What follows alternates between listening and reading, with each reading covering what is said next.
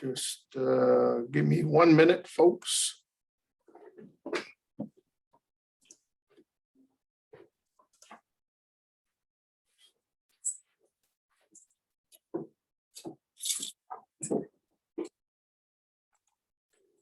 All right.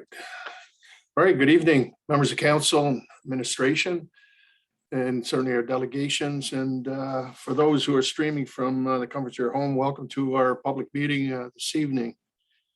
So roll call, all members of council are present. So to the members, any disclosure of pecuniary interest on the agenda is presented to you this evening.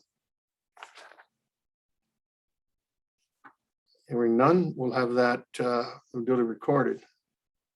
Minutes, regular council meeting, September the 28th. You could have a motion of those minutes of the September 28th meeting, regular council, as were duplicated and delivered to members, be adopted.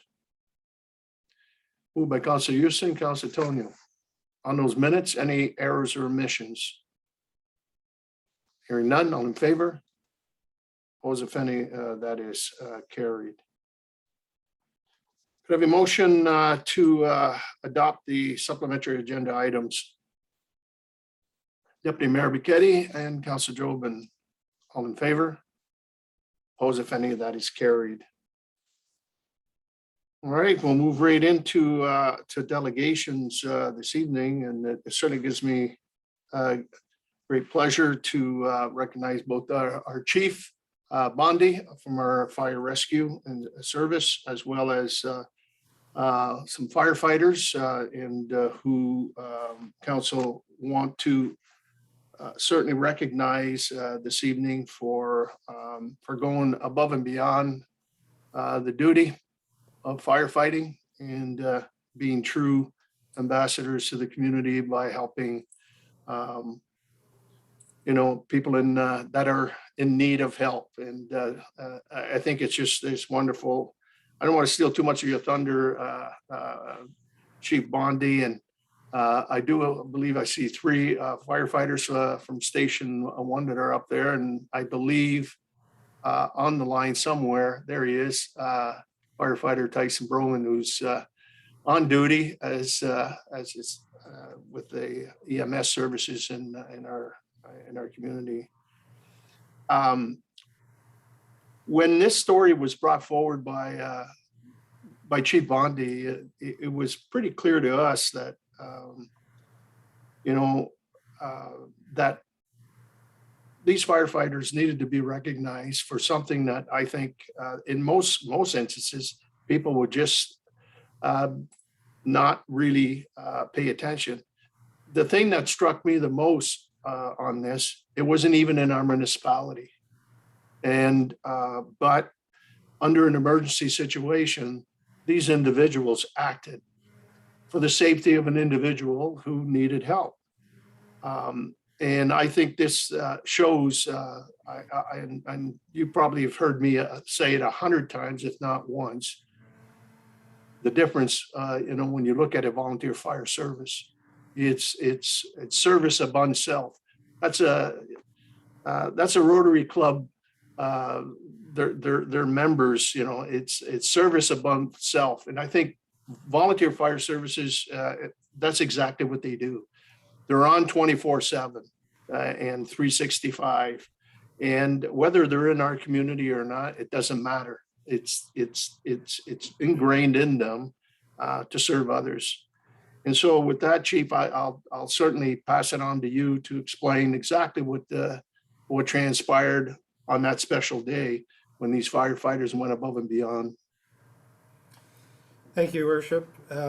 Mayor McNamara and members of council, thank you for the privilege tonight of recognizing the efforts of some of our firefighters for, as the mayor said, going above and beyond to assist people in need. In August of this year, firefighter Ryan McEachran, who unfortunately couldn't be with us tonight, was driving down Tecumseh Road in Windsor, and he noticed an overturned mobility device and a gentleman laying on the pavement. He immediately pulled over to see how he could be of assistance. Finding the man injured and unable to move himself or with the assistance of his wife, Ryan had sent a message to some of his fellow firefighters. Dan Redmond, Sean McNamara, Tyson Broman, and Connor Tasman dropped whatever they were doing at the time and went to the scene to see if they could help. Excuse me. Although someone had already called 911 for the man, Ryan, Dan, Sean, Tyson, and Connor helped make sure the gentleman was as comfortable as possible, assessed his injuries, and even went so far as to ensure that him, his wife, and their vehicle made it home safely so that the gentleman could rest comfortably while he waited for EMS to arrive. They contacted the man's son to let him know what had happened and where they were, and also updated EMS as to the man's condition and location. Although we're all aware of the great work that these firefighters do every day, every time they're called, this is one particular example of an act of caring and compassion that deserves to be highlighted and recognized. To you guys, Tyson, Dan, Sean, Ryan, even though he's not here, and Connor, I just want to say thank you. You guys truly make me proud to be such part of a great department. Thank you. Yeah, thank you very much, Chief. And I think the other piece too is I think, if I'm not mistaken, they loaded up the chair itself and put it into one of the firefighters' pickup truck and delivered it to the person's home. I mean, that's I hate to say curb service right to the door. And that to me is the part that really shows me, the integrity and the level of service that Tecumseh Fire and Rescue delivers to their folks every day. And Tyson, being a paramedic, coming there as well, I'm sure it laid a lot of comfort to the individual, and especially the wife. Now, this individual, I believe, was a senior, well up in age as well. And you can imagine Tecumseh Road, how busy it is. And his vehicle toppled over into one of the lanes on the roadway. Could have been really catastrophic and dramatic. So on behalf of all of us, council, administration, and others, thank you for your service. Thank you for your service to your community.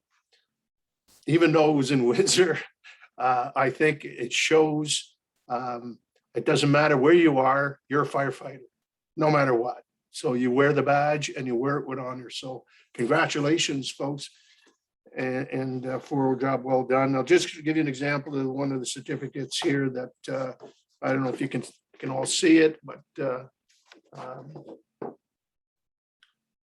we'll all be receiving it. And there's a quote on there from an individual that was by the name of Mahatma Gandhi. And I quote, "The best way to find yourself is to lose yourself in the service of others." So thank you, and continue to do your good work. And our community is proud of you.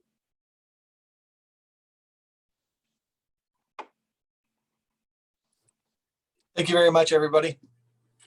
Now, you're more than welcome to stay for the whole meeting, and but I think the chief's got other plans for you. Tyson, stay safe, and until we see you guys, I will deliver these after our meeting tonight to you, Chief, to make sure that it gets in the proper hands. Thank you very much, everybody. Thank you. Appreciate it. All right, take care.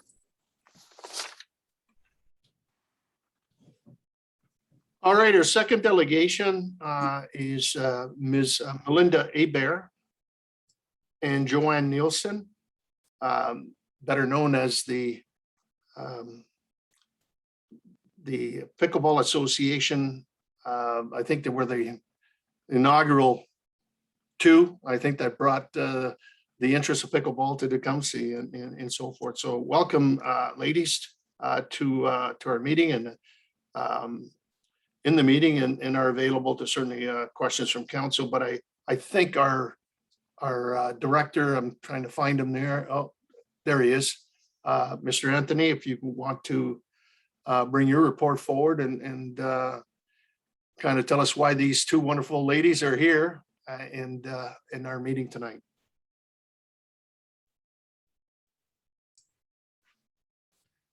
Good evening, Mayor McNamara, members of council, and I believe, do we need a motion to bring the report forward? That we can do. Deputy Mayor Buchetti, move, supported Councillor Altenhoff. Bringing that report, PRS -2021-11 regarding the Tecumseh Pickleball Association agreement, and report the PRS 2021-12 Lacoste Park Pickleball Complex naming rights be moved forward on the agenda for council discussion and consideration. All in favor? Opposed? That's carried. Go ahead, Mr. Anthony. Thank you, Mayor McNamara. And again, Mayor McNamara, members of council, this report this evening is brought forth to you is to enter into an agreement with the Tecumseh Pickleball Association. And I would like to first highlight the work that was undertaken on this by both Carrie Rice, Brett Palmer, as well as the two ladies that you see before you tonight. You've seen them many times, and you'll probably see them many times again in the future as we move through this process. In accordance with the Outdoor Tennis and Pickleball Club Operating Policy number 91, it can be confirmed that the TPA meets the requirements for a club designation in accordance with the policy and has met with the administration on a number of occasions to formulate an agreement. The highlights of the agreement certainly are the exclusive use of the Lacoste pickleball court during the mutually agreed upon hours. TPA will promote and offer a minimum of 3 open houses to allow public participation to promote the sport of pickleball. TPA will pay an annual lease plus an applicable to the town, and TPA shall provide a certificate of insurance of no less than $5 million. As well, TPA, as council is well aware, has made a commitment of $150,000 towards fundraising for this facility. And that certainly hasn't gone unnoticed, and we will have a secondary report on one of their successful ventures into that. So at the end of the report, the recommendation will be that the Parks and Recreation Report, PRS 2021-11, regarding the Tecumseh Pickleball Association agreement be received. And that in accordance with the policy number 91, outdoor tennis and pickleball club operations, that a 5-year lease agreement be entered into between the town Tecumseh and the Tecumseh Pickleball Association. And further, that a bylaw be prepared to authorize the mayor and clerk to execute the lease agreement between the town of Tecumseh and the Tecumseh Pickleball Association, satisfactory in form to the town solicitor. The other thing that I must highlight in this agreement is, a lot of cases, the Parks and Recreation Department has to go out and secure a programming, somebody to put on programs. In this case, TPA has certainly stepped forward and will be offering that service to the community. So again, whether they are members of TPA or they want to join in their tournaments or some of their open houses, or they're learn to play programs, the public is certainly welcome to participate as well. So I think that this organization has really stepped up with this new sport that's taken a hold. I say new, it's new to Canada. It migrated up from the US a number of years ago, but certainly has taken steam and has become a sport that both young and old can play and enjoy. So I leave it open to any councils from question to either myself or to either member of the TPA. Well, Mr. Anthony, I would say young and mature. We'll leave the old out. Okay.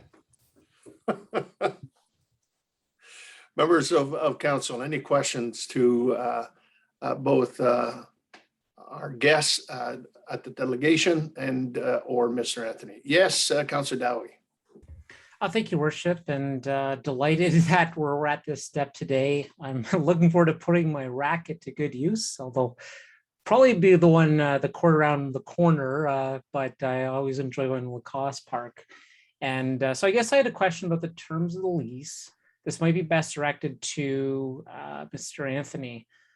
So as it stands, the 35 hours a week, so 7 hours a day, 5 days a week, or presumably, or some combination thereof. Is that full exclusive access to the Lacoste courts? Is the entire complex in use as part of the lease?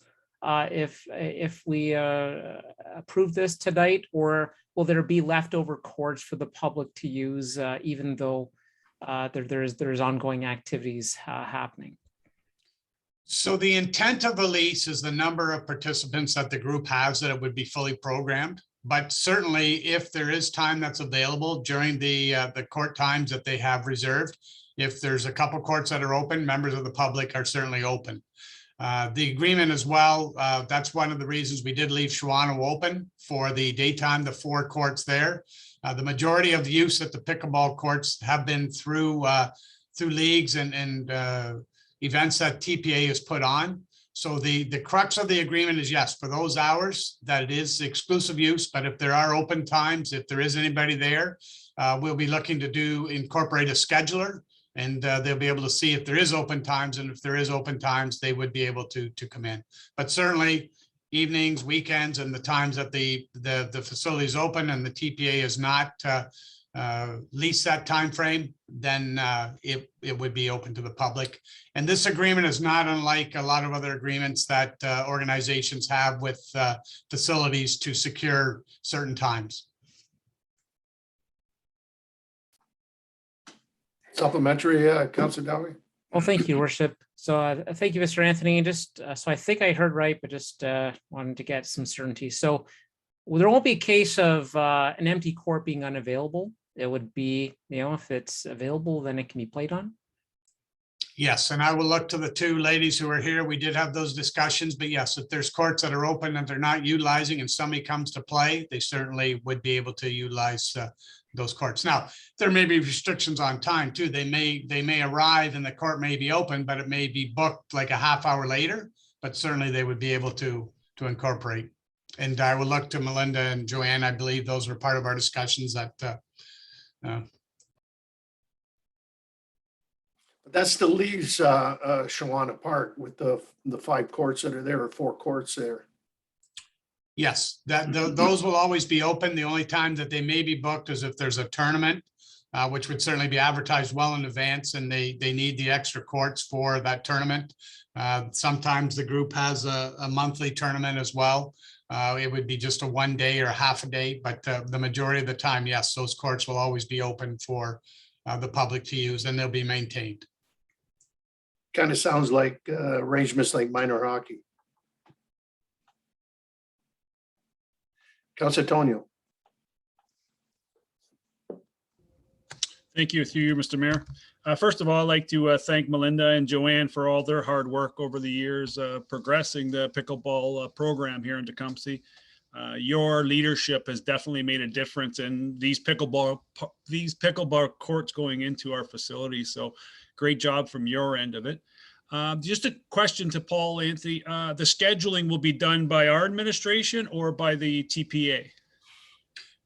So the courts that will be open to the public will be done through the town, through our Parks and Rec department, but the programming during the TPA hours will be done by the TPA. Obviously, we don't have the staff or the expertise to be able to set the, there's different levels of players. There's a lot of things that go into that scheduling, and I'll revert back to my original comments. It takes the burden off the town's recreation staff. We don't have the resources to be able to do that scheduling, to put on that type of programming. So they have stepped up and really have been able to provide that for residents. Good. Sounds like a great partnership. Thank you.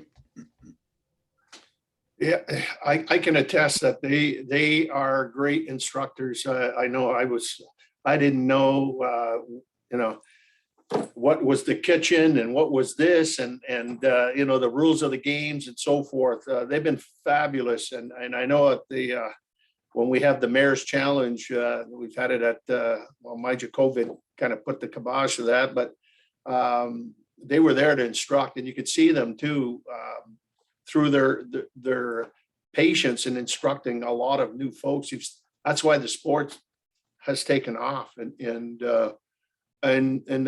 the age group where they were mostly mature at one time, of now you start seeing them migrating to younger and younger and so forth. So they built the league, they built an association, and And I think that's the astonishing part as well, is that the passion and their dedication to introduce the sport, to regulate it. If you recall, a couple of years back when the ice was out in one of the rinks and they had that big Ontario tournament, I couldn't believe the stands were full. And folks were coming in from the GTA and all over to play. So you can see the opportunity that the TPA brings here too for sports tourism and those tournaments. And now that we have an hotel just on Amy Croft, the opportunities are endless for the community. Deputy Mayor Bichetti. Thank you, Your Worship. Paul, just a question regarding the maintenance. Are they going to be locked like similar to the tennis court? So, you can ensure that there's no vandalism overnight and whatnot, or are they open and free for anyone to get on them? No, they will be operated similar to the other courts in town, the tennis courts and pickleball courts. There will be a lock on it. We are investigating whether we can do an electronic lock that could be put on that. And so there would be a swipe card purchased at the arena to use. The unfortunate part about that is right now we don't have the power and the ability to get it to Schwano. So we'd still have to have a key. So at this point in time, looks like it will be a key locked, and yes, they'll be maintained and watched, and they will be locked so that we can control entrance. Excellent. No, that it's a good thing. I noticed the tennis courts, the maintenance regard prior to the key, they would always get vandalized, the nets and whatnot. So again, the ones that go there are there for the reason of pickleball or tennis. So it's good that we're maintaining in that regard for security. Thank you, ladies, as well for your help, and looking forward to. And I think the mayor, maybe we can start our own Tecumseh council and start inviting other council and have a county-wide elected officials tournament. And I know that would be fun, and have an annual trophy, and use our inaugural tennis courts or pickleball courts here to kick that off. So something to ponder about. Well, first thing early next year, we can go to training camp, and so they can teach us. Yes, Joanne. So we call it boot camp. Yeah. And it's pretty strenuous, but I just want to take a minute and say we're very proud of what we built through Tecumseh Pickleball, but it would not have been possible without the support and partnership, first of all, with Parks and Rec, as well as the whole town of Tecumseh, Town Council, Mayor McNamara. We're very, very grateful for your support, and we have no doubt you're all going to be extremely proud of what happens there in the next few years. We're looking forward to a very large junior program. Pickleball is being taught in some of the schools now, and there's so much interest out there. We just need lots more volunteers, and those will come as we show what we're doing also. Our membership is wonderful and supportive, but truly we're the first town on the map locally that's going to have such a beautiful facility. So thank you very much on behalf of TPA. Excellent. No, look, we're looking forward to it. It's another asset, to build upon, and so it's a sport that all generations can take advantage of, and it just complements what we've got. And as a growing community, it just another opportunity for us to sell, to the surrounding folks and newcomers into our region, why Tecumseh is a great place to live. And so those amenities are I think it's well invested, and so we're looking forward to it. I think it'll be fun, and I think don't be surprised to see members of council out there and being part of this, because I think it's a really nice way to build some cardio and have a good time.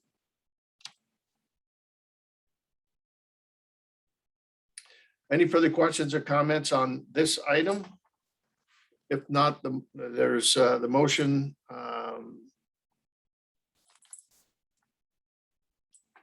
is that the report itself that Mayor Anthony has brought forward in that. So a mover and seconder and on that motion. Councilor Tonio, Councilor Houston, on the motion, all in favor? Opposed, if any? That's carried unanimous. So let's get pickleballing. All right, so now our second, I'll leave it to you, Mr. Anthony, to bring that, certainly that report forward as well. Okay, and I believe I'll need a motion again to bring the second report forward. That is the Lacoste pickleball naming rights. Right? We Moved by did have a Councilor motion Tonio. earlier to bring both reports forward earlier, your worship. Oh, they were both there? Okay, then Okay. then go right ahead, Mr. Anthony.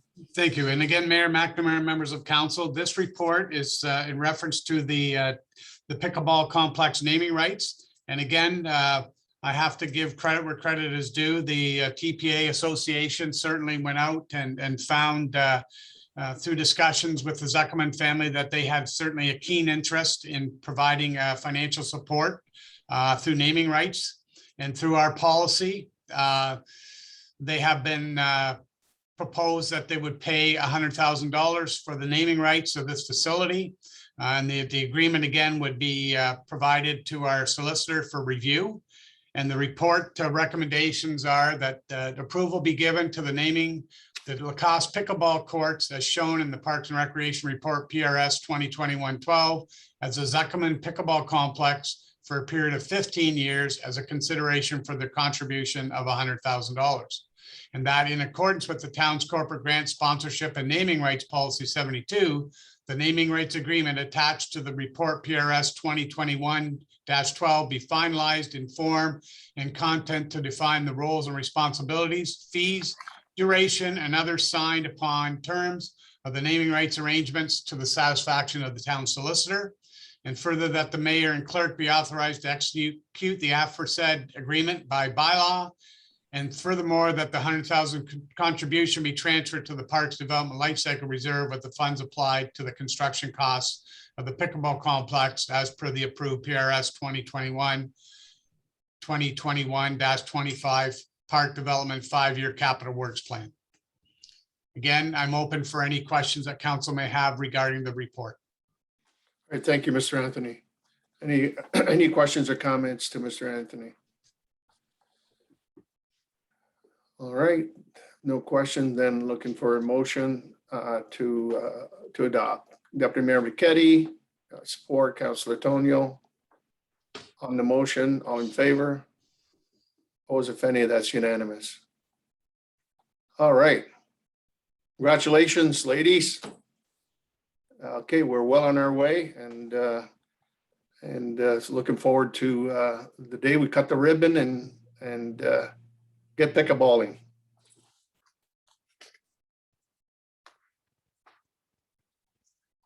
Okay. Communications, members of council, we have 6 items of communications. Can I have motion received? Councilor Jobin, Councilor Altenhoff. All in favor? Opposed, if any, that is carried. Then one communication action required. There's one here from Kerry Baker, dated October 7th, optometrist withdrawal of OHIP insured services.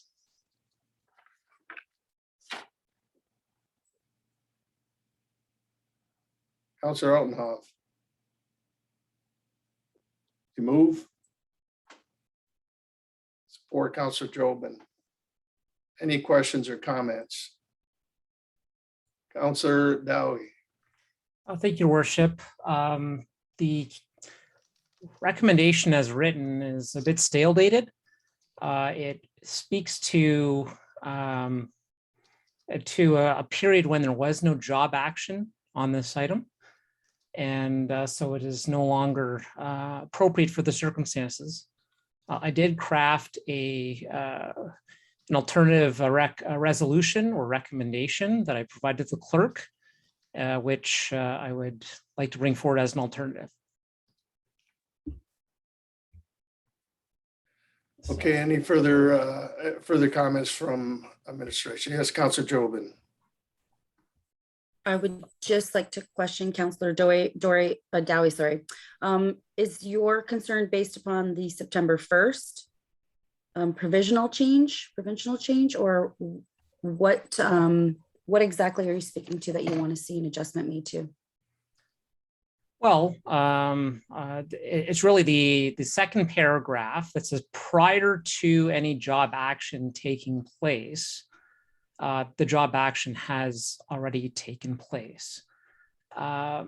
In the documentation that I've seen from the province is that I think they both want the same thing. And I think we want the same thing too as a community, a speedy resolution of this issue, and that optometrists be paid what they're worth and what the services that they offer, that they be reimbursed for the value of those services. And appears as if the difference between the two sides is what degree of overhead can be included in someone's billing. And so with all that in mind, the alternative resolution that I brought forward, I believe addresses a sound middle ground on indicating our support for resolution of this matter. I'm happy to read it if appropriate. Just before you read it, Councillor Dowie, is this really a mandate for this municipality or for municipalities? I get it in terms of 30 years and all this other stuff, but this is negotiations. This would be no different than if the county is negotiating with its librarians or dealing with other organizations where you're asking to intervene on behalf of one group versus the other. I have a difficult time with this itself because we've been asked to intervene with public health on the COVID. We've been asked to intervene on many issues, and is it really from the purview of the municipality? I really don't know, the real answer to that, and so forth. I think these are negotiations between the province and the optometrists. And is it any different than the Solicitor General negotiating a contract with the Ontario Provincial Police? This is just, I say, be wary, because we might be negotiating contracts with staff and others. And do we want, the same approach? We're approached on our vaccination policies with organizations, and they're trying to put pressure on us in relinquishing, some of those responsibilities. So those are my comments. I just wanted to bring that forward because I guess we've got to ask ourselves, is this part of our mandate? Is it part of our purview of responsibility as an organization? The only thing that I would recommend is basically a letter to ask the optometrists and the provincial government to get back to the table, and negotiate, period. And let's not get into the weeds and the finite pieces. That would be my recommendation. But again, I'm here at the wish of council, in that regards. But I would be wary in terms of, and ask ourselves that question: is that our mandate? Councillor Houston and Councillor Alton, followed by, I believe, Councillor Dowie. And through you, I would agree with you 100%. In my view, it's outside of our scope of responsibility and influence. And, sure, we would like to see everybody come to a resolution and those services continue. But, for me, it's just outside of what we do, here within the council chamber. So I would agree with you. I'd be more in support of noting and filing than, sending off a resolution as we have in front of us today. And I would say I appreciate Councillor Dowie, putting together, what he has. But I think for us, it's more appropriate if we just, note and file and, wish them a speedy resolution. Councillor Altenhoff. Thank you, Worship, and through you, I would suggest that the text that has been provided here really articulates the points you raised, Mr. Mayor. First off, I think as leaders in the community, as the municipal, the council, we certainly want access to quality eye care, which is really that first paragraph associated with the action required. Perhaps a slight adjustment that the provincial government address the OHIP insured eye care immediately and enter into. So return to the table as you've indicated. And then finally, the third point is the copy of the resolution being forwarded to the appropriate individuals. So I see this as something which really benefits our community and just encourages, again, everyone getting to the table and fixing it and resolving it. So again, not getting down into the details, as you've indicated, but encouraging to resolve their issues and move forward for really the health of our residents, which is important. Thank you. Well, I can tell you, I wear these, so you know where I go. But again, correct me if I'm wrong, Madam Clerk, you cannot alter, change, or amend a resolution that's looking for support. You can note and file, you can bring your own and supplement whatever you want, as long as it doesn't alter the spirit of the other person's resolution. Am I correct? Oh, you're muted. Thank you, Your Worship. So there's a letter, as I understand it, there's a letter on the agenda from this Ms. Carrie Baker looking for support of the letter. And we have 3 communications from 3 other municipalities with their resolutions of support. So if council's discretion of whether or not they wish to support the letter from Ms. Baker, or whether if there's a desire to have a further motion or another motion put on the agenda, I would respectfully suggest that that be given as a notice of motion and dealt with as a notice of a motion for consideration at a future council meeting.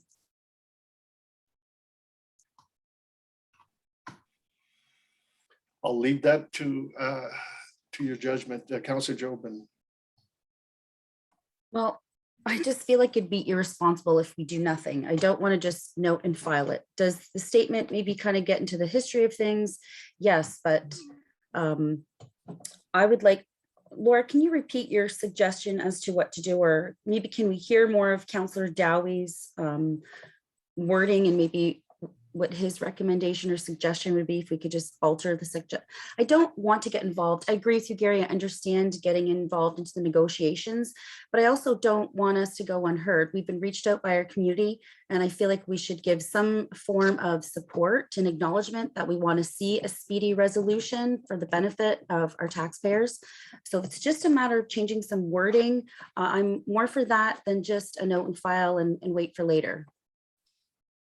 Well, to my point, Councillor Job, and in terms of a letter saying, you know, encouraging them to get back to the table, not walking away, but go back to the table and go, there's nothing. I mean, we've done that with private unions and companies, you know, when they've been on strike, you know, trying to get them back at the table. But always remember, you know, that we've been faced with those situations in the past, you know, with others when there has been dispute. So that's all I'm saying. And I think to Councillor Dowie's point, I think he's right. I mean, I think it's kind of stale dated, that piece in those terms. So to me, to be on the safe side is basically a letter, you know, saying, come on, guys, get back to the table and negotiate. The more you stay apart, it doesn't benefit anybody. I don't know if you had a comment, Councillor Dowie.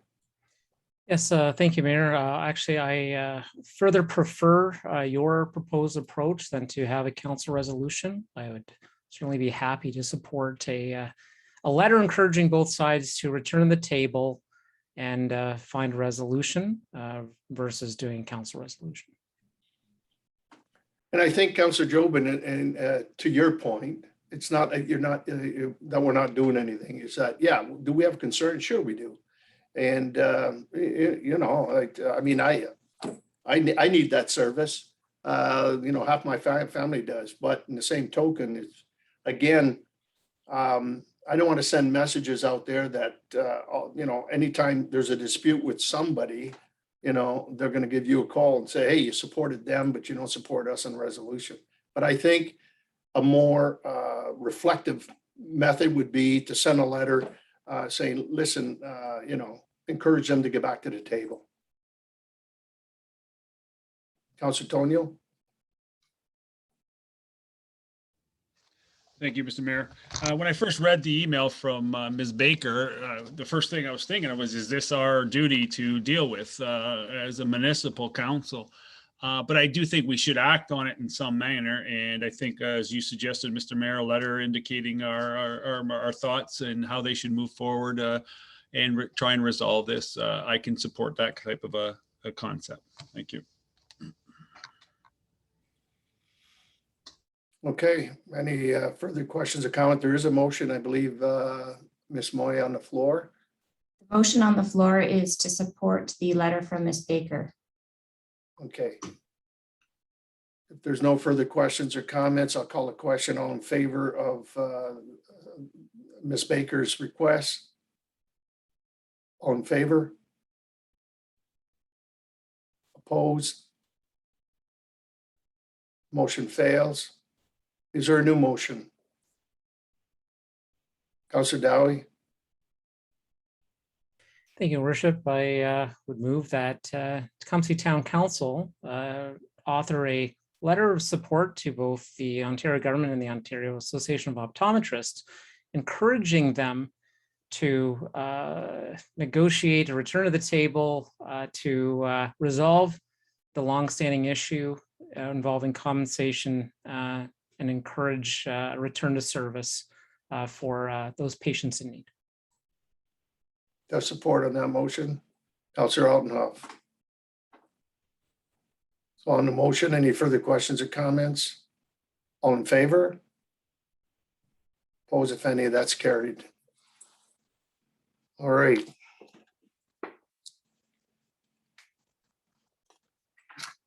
Committee minutes, quarter revision.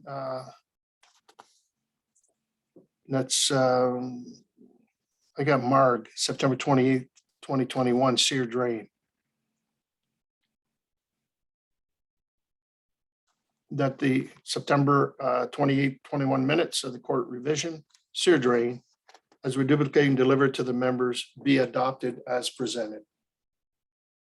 Moved by Councilor Houston, Councilor Tonio, support on the motion. Any questions or comments?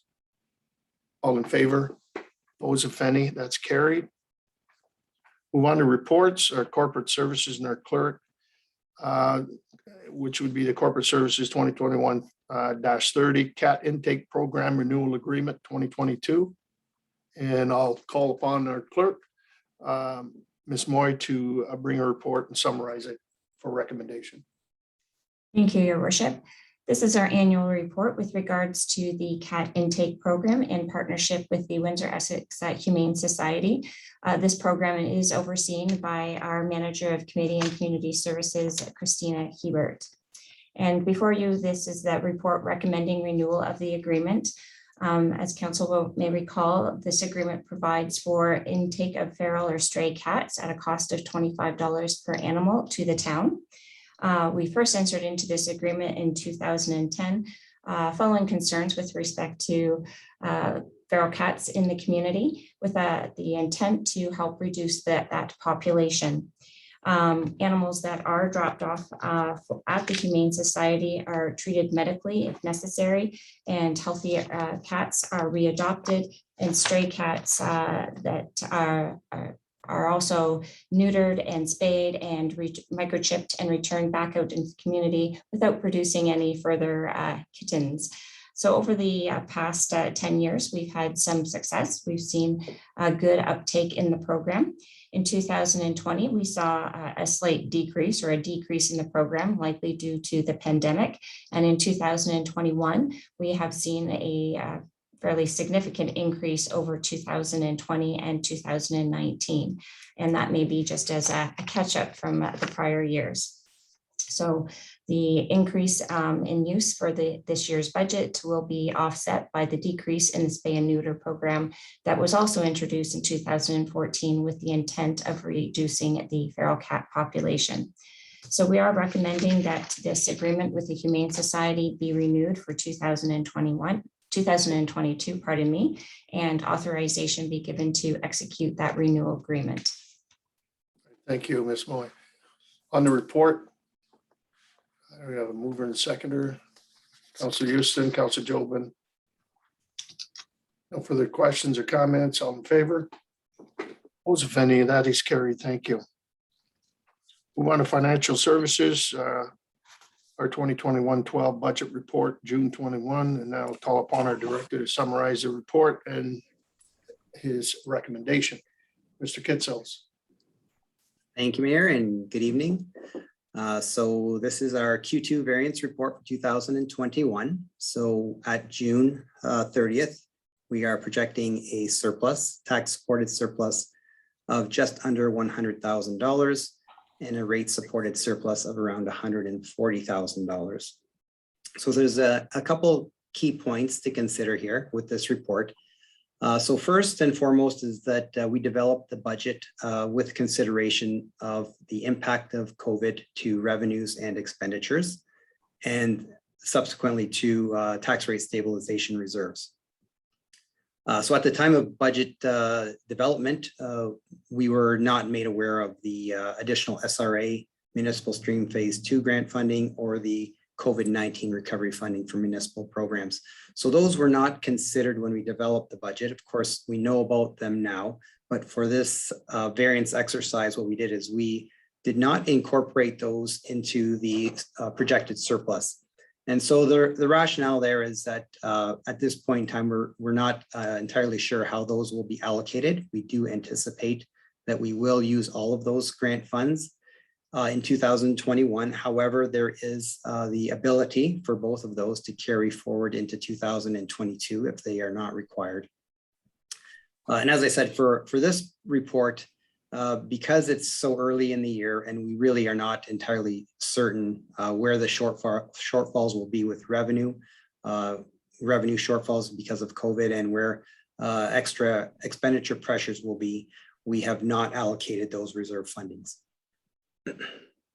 We have, however, allocated the transit stream funding. So that in part is due to the timing of the reporting and the time of the grant funding for those reserves, or for those funds, sorry. So we have applied in this variance report roughly $20,000 of our transit COVID grant funding. And that would allow us to carry forward $12,500 into 2022.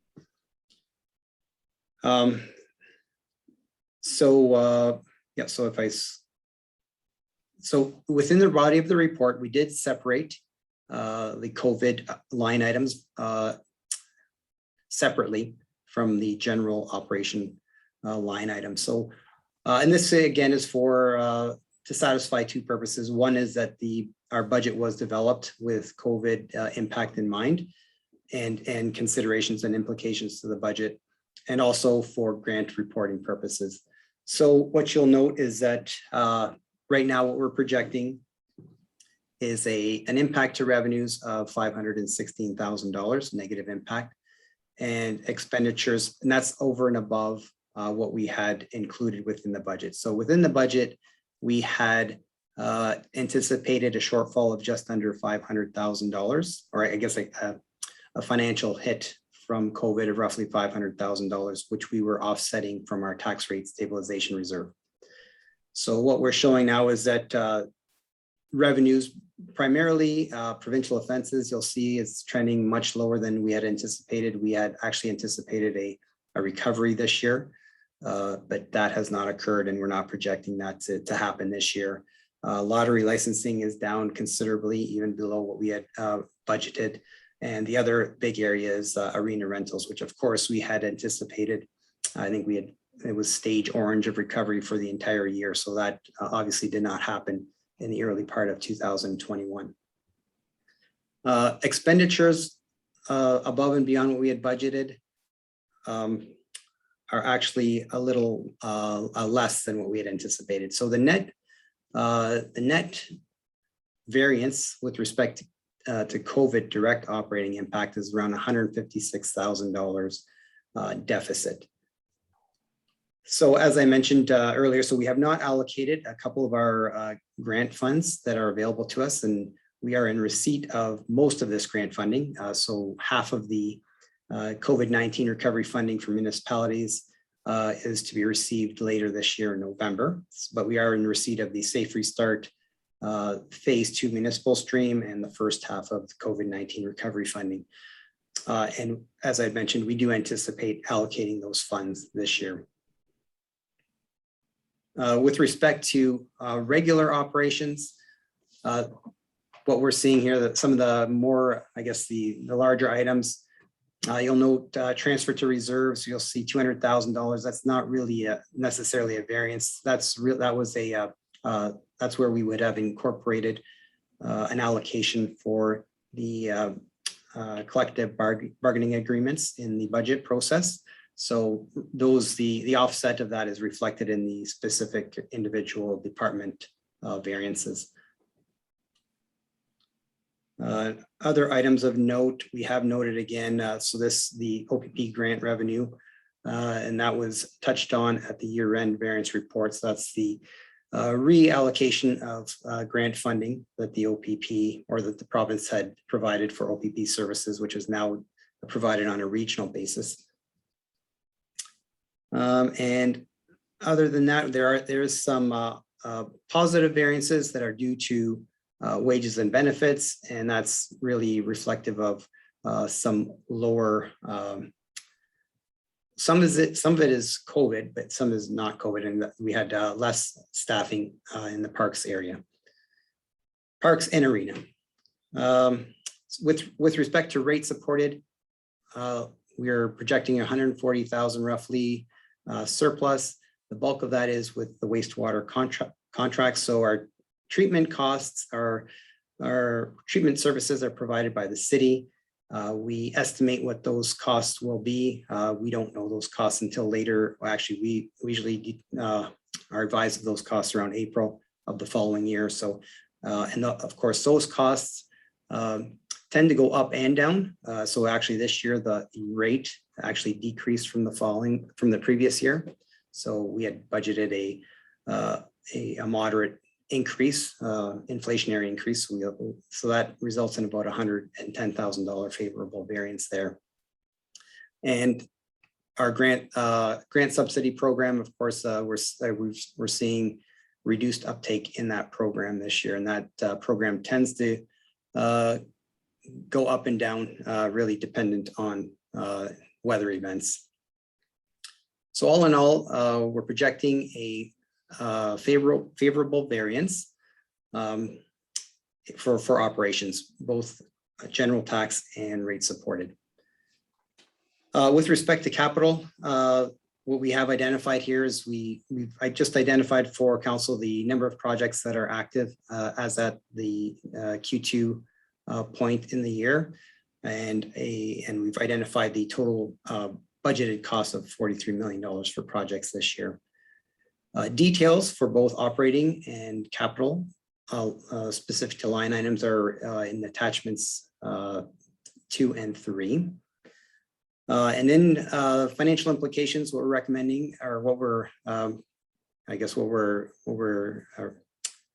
stating is that we're projecting a surplus of roughly combined $236,000. However, if we are able to apply the full amount of those grant fundings that I mentioned earlier, that would alleviate the need for us to use our tax rate stabilization reserves, and would essentially increase our surplus by around $300,000, an additional $300,000. All right, any questions or comments?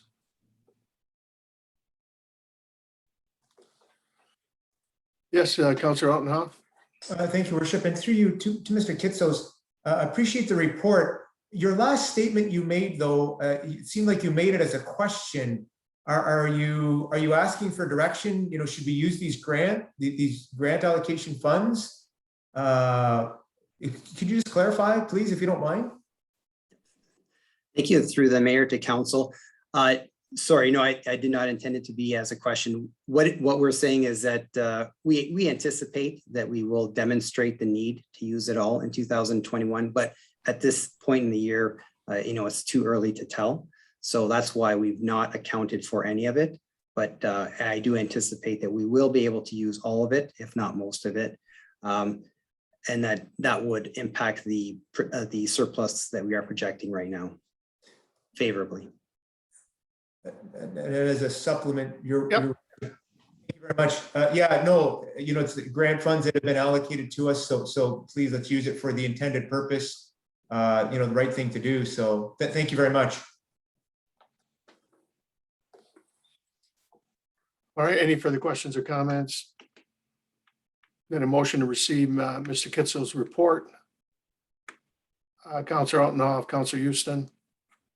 All in favor? Opposed, if any, that's carried. Thank you. You're still on, Mr. Kitsos. You're looking for Financial Services 2021-13. That's the Ontario Infrastructure and Lands Corporation borrowing for 2021. Thank you, Mr. Mayor. So for this report, what we're recommending is that borrowing of $537,500 for 5-year debentures and $78,500 for 10-year debentures be approved, and that the applicable bylaws 2021-78 and 2021-79 be adopted. That would authorize the mayor and director of financial services to issue those amortizing debentures for the $537,500 and $78,500 in the name of Ontario Infrastructure and Lands Corporation. So this borrowing is with respect to our sanitary sewer projects recently completed, and that would be the County Road 11 sanitary sewer extension. So this borrowing is through our bylaw 2011-103, which is the North Talbot Road outlet sewer charges and connection bylaw. So this project was completed in late 2020. And so what we had done is we had billed out the amounts that are recoverable from property owners. Many have paid, but we do allow property owners the ability to borrow for 5-year terms or up to a 10-year term if they can demonstrate undue financial pressure. And so we are in receipt of requests to borrow the sums previously mentioned. So our agreement, we have a borrowing agreement with Infrastructure Ontario that expires at the end of this year.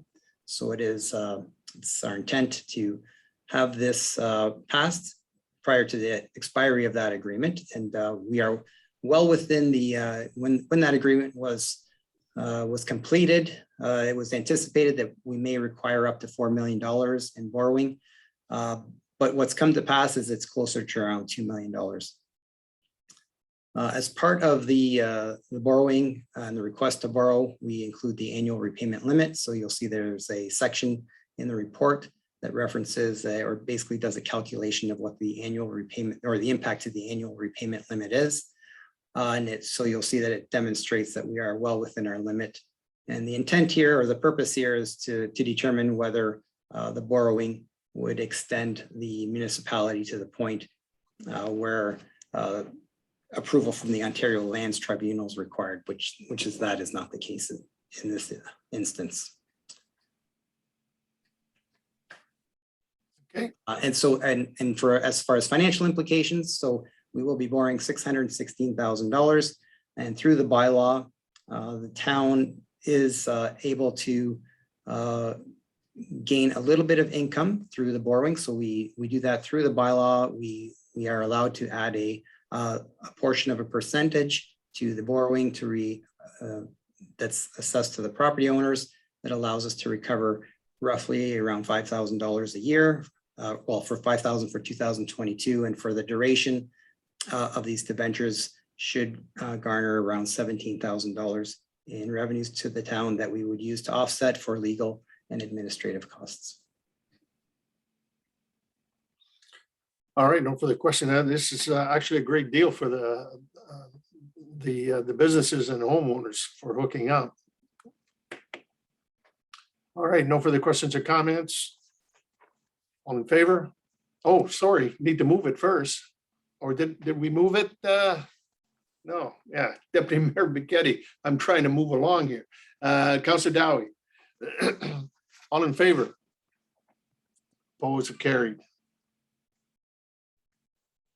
All right, we dealt with 3A and 3B.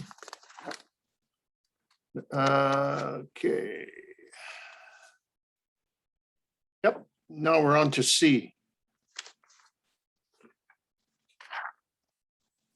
Okay, Parks and Recreation Services, 15 Municipal Modernization Fund Intake 1 Project reallocation request. I will call upon Director to summarize the report and recommendation. Once again, good evening, Mayor McNamara, members of council. This report is reflective of the MMF program and the approved projects that council had initiated, and I believe it was back in CRS report, CAO report 2019-05. And that was a list of projects that we had at the time to met the provincial guidelines. In that report, it also indicated that the costing was early and that there might be some changing in that costing. A couple of the projects, specifically one, the community LED signs, we did go out and procure 2 signs, and with the increase in costs of both materials, labor, to get hydro to the signs, those costs came in higher than what we had budgeted. So this report is to request that council remove the project, the town hall expansion project, which was the installation of the electric vehicle charging station. So that was for 1 station. It was for a power level, a number 3 fast charger, which we have found out since that time is very rarely used. It's more the smaller chargers that are used. So we have had discussions with Essex Power. Essex Power right now is close to an agreement with a grant opportunity for multiple charging stations with their partners. And if obviously we are a partner and we have been on their list and are high on their list of priorities. So we're continuing to work with them to procure electrical vehicle charging stations, which we know is an important piece of the infrastructure going forward. But having said that, there was a need for an additional $45,000 for the community LED project, which there is no other opportunities. So we're recommending to council, as per the report, that council endorse the overall expenditure plan outlined in attached. Sorry, I'm sorry, I didn't go up far enough. I was looking for it on the screen, and that the project allocation of $65,000 to the town hall expansion project, installation of an electrical vehicle charging station at the municipal campus be removed from the approved municipal modernization fund 2019 project list. And that $45,000 be reallocated to the community LED sign project, and further that council add to the list of approved projects in the municipal modernization fund, the clerk services review project with an allocation of $20,000. And furthermore, the administration continued to work in partnership with Essex Power, researching grant opportunities with the goal of installing electric vehicle charging stations throughout municipal properties, not just the town hall, various properties. I'm open for any comments or questions. Thank you, Mr. Anthony. Questions or comments? Councilor Houston. I'm happy to move the report and comments after mover and a seconder. Yep. Okay, moved by Councilor Houston, supported by Councilor Tonio. Go ahead, Councillor Houston. Through you, and I guess to Paul, given the circumstances of costs coming in, I think rearranging the list of projects, it was the right thing to do. I'm a firm believer, though, that if we are going to get the masses to electrification with the vehicles, the network has to be there. So the extra information you provided with regards to Essex Power working on some grant opportunities is great to hear, because we certainly we need the network, and we need that those assets in the community if electric vehicles are going to be here. So you have my full support. All right, in particular when gasoline's $1.45 a liter. We're gonna need more electric vehicles. All right, and no further questions or comments. All in favor? Opposed, if any? That is carried unanimous. All right, planning and building, it's more of a a 6-month permit activity report, and I call upon the director to summarize the report and recommendation. Thank you, and good evening, Mr. Mayor and Council. Yes, this is a 6-month activity report. Quite quickly, we'll just review. Council would have noticed in the report that there was quite a substantial increase in the construction value over the last 6 months, up by 46 million to 54 million, just using round numbers. So over 500% increase over last year for the same period. That's really driven by two fundamental things. One is there were 2 apartment buildings that were brought in for permits that have commenced for 2 multi-story buildings valued at 28 million, and a commercial an industrial building that was valued at 5.6 million. That translates, though, to a slight reduction in the number of permits. So they're really roughly around 150, just down slightly from last year. But it's a good indicator, though. Sometimes there can be fewer permits, but the complexity of the buildings can substantively and, in fact, exponentially increase depending on what the building types are. So, and that's the scenario we're seeing under this last 6 months. With those permits, permit types, it will show that there have been approximately 151 dwelling units under construction. So 9 are single family, and the balance 142 are multi-unit developments, apartment style, and 3 industrial buildings of the approximately 148 permits that were issued in that 6 months. So from a revenue perspective, of course, the division is funded through permits. We're reporting approximately $330,000 in permit revenue, which is about 58% of what we would anticipate for a whole year. So we're ahead of where we would anticipate, and hopefully that will continue such that we're meeting our revenue expectations for the year. So with that, Mr. Mayor, if there's any questions, happy to address those. All right, thank you, Mr. Hillman. Questions or comments? Hearing none, a motion to receive the report is presented. Councillor Jobin and Councillor Aldenhoff. All in favor? Opposed, if any? That is carried. Thank you. All right, Madam Clerk, bylaws. Thank you, Your Worship. The first bylaw on the agenda this evening is number 77. It is the provisional bylaw for the McLean Hairgot Drain, as heard earlier this evening at the public meeting. Secondly, we have a bylaw number 78 and 79, which were reported on earlier this evening by the Director of Financial Services in relation to debentures. And lastly, we have bylaw number 80, which is to authorize the signing of the community revitalization funding agreement for the Riverside Drive project. We're respectfully asking for first and second readings of these bylaws, and if appropriate, third and final readings of bylaws number 78, 79, and 80. All right. First 2 readings. Moved by Councillor Houston, Councillor Dowie, support. Any questions or comments on those? Hearing none, all in favor? Opposed, if any? That is carried. Then it's proper to have 78, 79. I believe, That's correct. 78, 79, and 80, third and final and reading. 80. Third reading. Counselor Tonio, Counselor Houston. All in favor? Opposed, if any of that is carried. Any unfinished business? Counselor Jobin. My apologies. It's not listed on here, but just we were in discussions with the gateway entry signage at the four corners. I haven't had an update on that in some time.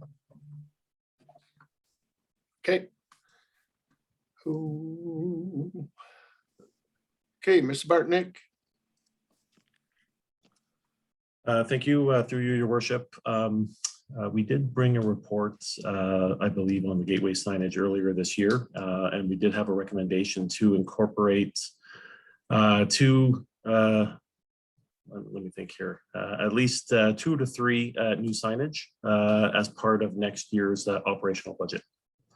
So we still have that on our radar, and it will be incorporated as part of either the operational budget or the capital program. Okay, thank you. All right. Anything further? Old business? Okay, we'll move on to new business. Any new business? Counselor Jobin and Counselor Altenhoff. Thank you, through Mr. Mayor. So we've recently had an invitation for the November 9th public meeting for the Old Castle Heights Plan of Subdivision. I was just wondering if there will be a conceptual design available at that time, and if council can be privy to review that prior to as well. Also, if I can have something prepared to begin to share for social media. Thank you. Okay, Counselor Hillman. Oh, Counselor Hillman. That's, I don't know. I love it. You got demoted. Well, Paul Anthony, you called Paul Anthony Mayor Anthony earlier, so everyone's getting I know. today. Woo-wee. Well, Mr. Mayor, we'll just leave that at that. So, yes, there is a public meeting that has been scheduled. We do have a draft plan that has been filed. So what we will do, and a full notice goes up and information will be provided. But having heard this evening, we will try to circulate. Let me clear something else up, actually. And what will happen is a report will be on the agenda for that meeting. So just so you understand, this is a meeting that has been requested by the County of Essex, the Approval Authority. So we schedule it right away upon receiving those notices. So on the agenda for that meeting will be a full report describing the nature of the development, the draft plan that has been submitted, the information that's out available for public input. And in fact, we will seek from council some conditions to provide to the County of Essex as the Approval Authority. And you're basically holding the meeting on the county's behalf. We will take that into account that you've made the request to have some information available describing and basically a visual of the plan of subdivision in advance of the meeting. So I'll pass that along to our team and we'll try and get something out to council sooner than later so that it's available. Fantastic. Much appreciated. Thank you. Thank you, Counselor. Thank you. Nice to have a dig. All right, Counselor Altenhoff. Thank you, Worship, and through you, most likely, I'm assuming our CAO, and I'm sorry, I know I sound like a broken record, but again, another complaint coming in from our residents on Arlington Boulevard with regards to both kind of speeding and traffic driving behavior. Again, it may be as a result of some of the work that's being done on Manning. But again, I firmly believe perhaps a stronger police presence and enforcement is warranted. And on another point, I really want to kind of articulate, I mean, I've cycled over this summer quite a bit. I don't know how many thousands of kilometers I put in, but I know it's quite a bit. But something happened to me this past weekend, which really shook me up. I was at the corner of Edgewater and St. Gregory's, where I was entering into the intersection. And sadly, there was a vehicle traveling from east to west on St. Gregory's that chose not to stop at the stop sign. And I will tell you, If any of you get the opportunity to stand in front of a vehicle that's traveling even at about 20 to 30 kilometers per hour, and you're about 2 to 5 feet from it, it's going to shake you up. And it really bothered me. And this individual, I appreciate what the gentleman did. He threw up his hand in appreciations or acknowledgement that he made an error. He went along, but it really bothered me. And again, the fact that he did not stop at that intersection just screams and yells to me, please, can we see a stronger police presence and enforcement? And I will kind of to annex this story, also tell you of 2 experiences that I had, while it not be in our municipality, it was on the trail in Lakeshore. I was on the cycling path, traveling east, and looking ahead, there was a vehicle parked in both the cycling path and the pedestrian path, which we know is illegal. There was no form of pylons or anything out to kind of indicate that, look, I'm parked here for an appropriate reason. A vehicle just parked there. So I veered over into the vehicle lane, and I can hear as well that there's a vehicle coming up on me, behind me. Now, I didn't look back. Sadly, it was a police car, an OPP cruiser, that got over into the other lane. And I'm sure that individual is aware of kind of the circumstances that's happened. Now, I don't know if the OPP officer was focused on another attention or had something to get to. That very well could be the case. There was no indication because the vehicle wasn't traveling at a high speed. There was no signals, the sirens on. But one time I put my hand up in kind of disgust because this is a bit of an enforcement that I really think needs to happen, especially the fact when I need to get over into the driving lane or the vehicle lanes, and the officer has to get over into the other lane. So again, I'm really going to encourage, please, Ms. CAO, if you can speak with the OPP, and enforcement is something that we have to do. This is quite critical and important. That close call I had this last weekend really shook me up, and I don't want anyone. We all want this. We want it to be the most safest environment. But trust me, when you're put into that situation, boy, it shakes you. Thank you. Okay. Yeah, go ahead. Just very quickly, and I know I may be sounding a bit like a broken record as well, Councillor Aldenhalf, but time of day, days of the week, all of that is important to target the enforcement activity, please. For the Arlington issue, unfortunately, in inquiring or communicating with the resident, he's basically indicated that it's just a continuous issue. And that's why I may be thinking it's associated with some of the Manning Road work, just because the presence of Manning Road is disrupted now. My time was 1 o'clock. Sorry, I can't recall whether it was Saturday or Sunday, but I do recall quite well that it was 1 p.m. in the afternoon. Appreciate that. Thank you very much. Councillor Jobin. Just to Councillor Artenhoff, I'm sorry to hear of your experience, but grateful that you were not clipped. So just know that. I too get calls throughout my area as well. And of course, we all know when there's traffic, people veer and then they lose time, so they speed. And it's unfortunate, it's sad, that's the culture. Everyone is in a rush. And then when we increase police presence, someone has the nerve to say, I wasn't cared for over here in emergency because we were babysitting speeders.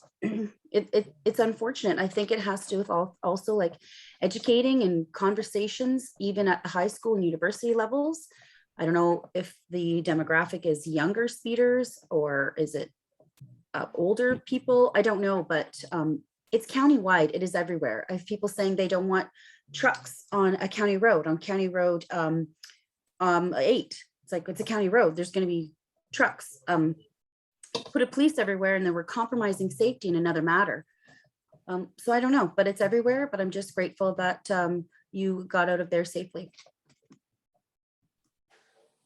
Okay. Yeah. Okay, any further new business? All right. Any notices of motion? None. Then, Madam Clerk, confirmatory bylaw 2021-81 is now in order. Confirm the proceedings of our meeting. Moved by Councillor Altenhoff, Deputy Mayor Buchetti. On favor? Opposed, if any, that is carried.